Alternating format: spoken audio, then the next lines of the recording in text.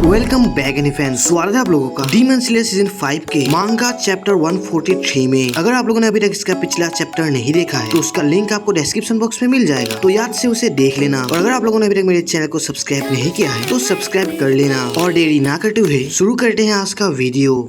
तो अब हम शिनोबू के एक पास्ट को देखते हैं जहाँ पर शिनोबू और उसकी फैमिली काफी ज्यादा खुश होती है। और शिनोबू का मानना था कि उनके खुशी भरे पल हमेशा ऐसे ही रहेंगे। लेकिन एक दिन ये सब बदल गया क्योंकि शिनोबू के माता पिता को एक डीमन ने मार दिया और उनके खुशी भरे पल एक रात में ही खत्म हो गए। फिर स्टोन हाशिरा ग्यूमी ने आके शिनोबू और उसकी बहन काने को डीमन से बचाया था। फिर शिनोबू सोचती है कि उनके खुशी के पल तो ऐसे ही खत्म हो गए, लेकिन उनके जैसे और भी लोग हैं जिनकी खुशियाँ अभी तक खत्म नहीं हुई। और फिर ये दोनों कसम खाते हैं कि ये दोनों स्ट्रॉन्ग बनेंगे और उन लोगों की खुशियों को बचाएंगे। ये दोनों मिलकर डीमंस को मारेंगे, चाहे एक ही क्यों ना हो। फिर शिनोबू प्रेजेंट में बोलती है, भले ही हम कमजोर हो, भले ही हम डीमन के गर्दन नहीं काट सकते, लेकिन अगर हमने एक डीमन को मारा तो उससे 10 लोग बचेंगे। लेकिन अगर हमने एक अपर मून को मारा तो सैकड़ों लोग मरने से बचेंगे। इससे कोई फर्क नहीं पड़ता कि मैं ये काम कर सकती हूँ या नहीं, लेकिन ये काम ऐसा है जो सिर्फ मुझे ही करना है। फिर शिनोबू को तांजिरो की एक बात याद आता है जहाँ पर तांजिरो बोलता है कि क्या शिनोबू गुस्सा है। और प्रेजेंट में शिनोबू सोचती है, तुम उस दिन सही थे तांजिरो, मैं गुस्सा थी और मैं बहुत लंबे समय से इस गुस्से के साथ जी रही हूँ क्योंकि मेरे माता पिता को मार दिया गया, मेरी बड़ी बहन को मार दिया गया और कानाओ को छोड़ के मेरे बाकी सभी स्टूडेंट्स को मार दिया गया। और वो आओए, कियो, सुमी और नाहो के बारे में याद करती है कि अगर उनके रिलेटिव्स को डीमन ने नहीं मारा होता तो वो अपने फैमिली के साथ खुशी से रहते। और यही सब बातें शिनोबू को परेशान कर रही थी। तभी शिनोबू ये देखकर हैरान होती है कि उसका जहर डोमा के ऊपर काम क्यों नहीं कर रहा। और शिनोबू का हाथ ब्लेड से फिसल जाता है और वो नीचे गिरने लगती है। लेकिन डोमा अपने आइस टेक्निक से शिनोबू को पकड़ के उसे गले लगा लेता है और शिनोबू से रोते हुए कहता है कि शिनोबू ने बहुत अच्छा किया, उसने काफी मेहनत की। और वो शिनोबू को ट्रोल करके कहता है, मैं ये देखकर बहुत हैरान हूँ कि तुम जैसे एक कमजोर लड़की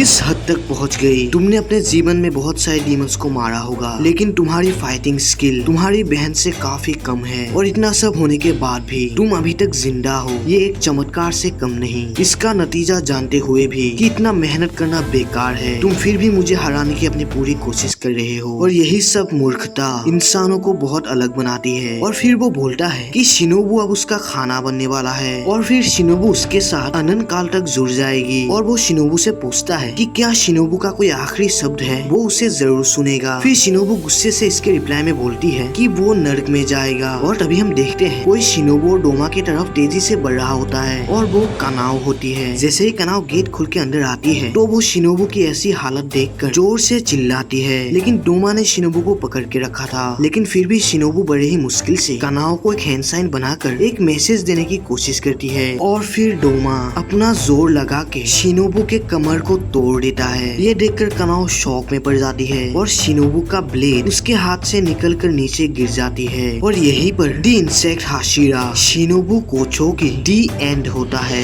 ये देखकर कनाओ गुस्से से पागल हो जाती है और जोर जोर से चिल्लाने लगती है। और फिर वो फ्लावर ब्रीडिंग का फोर्थ फ्रॉम सेफ फ्लावर रोब का यूज करके डोमा के ऊपर अटैक कर देती है। लेकिन डोमा बड़े ही स्पीड से अपना पोजीशन चेंज कर लेता है। और फिर डोमा कनाओ से कहता है कि कनाओ उसको मारने के लिए काफी ज्यादा करीब थी और फिलहाल वो शिनोबू को एब्जॉर्ब कर रहा है, तो उसे उन दोनों के बीच नहीं आना चाहिए। ये सुनकर कनाओ और भी ज्यादा भड़क जाती है। और फिर डोमा बोलता है कि क्या कनाओ उसके कोहरे वाले ब्लड डीमन आर्ट में नहीं फंस रही। और शिनोबू ने उसके आखिरी समय में उसे अपने फिंगर से कुछ मैसेज दिया था, क्या उसने डोमा के पावर्स के बारे में बताया था। और फिर डोमा बोलता है कि ये सभी अपनी पूरी मेहनत करते हैं, ये जानते हुए भी कि इन सब का कोई फायदा नहीं। और फिर वो शिनोबू के हेड क्लिप को लेकर कहता है और उसके लिए आज का रात काफी अच्छी रात है क्योंकि उसे एक के बाद एक नया खाना मिल ही रहा है। फिर कनाओ सोचती है कि उन सभी का मानना था वो जिससे प्यार करते हैं, जिसे मानते हैं और जिसे आदर करते हैं वो हमेशा जीवित रहते हैं। लेकिन ये सब एक कल्पना है, कोई भी आज तक ऐसा वादा नहीं कर पाया कि वो हमेशा जीवित रहेगा। और नेक्स्ट सीन में हम जेनित्सु को देखते हैं जो एक कमरे में आ चुका था। फिर जेनित्सु बोलता है, मुझे पता है तुम यहाँ ही हो, तो जल्दी बाहर आओ, तुम तो बस यहाँ पर चुप के बैठे हुए हो। तभी जेनित्सु के रिप्लाई में कोई बोलता है, मुझसे बात करने का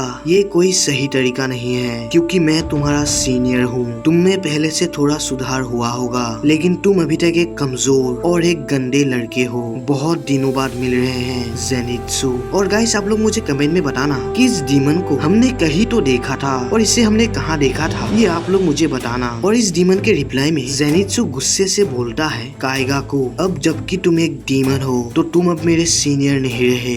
और चैप्टर 143 यहीं पर खत्म होता है, और अगला चैप्टर बहुत ही ज्यादा धमाकेदार होने वाला है। तो उसे मिस ना करने के लिए मेरे चैनल को सब्सक्राइब करना ना भूलना। मिलते हैं एक और नए वीडियो में, तब तक के लिए बाय।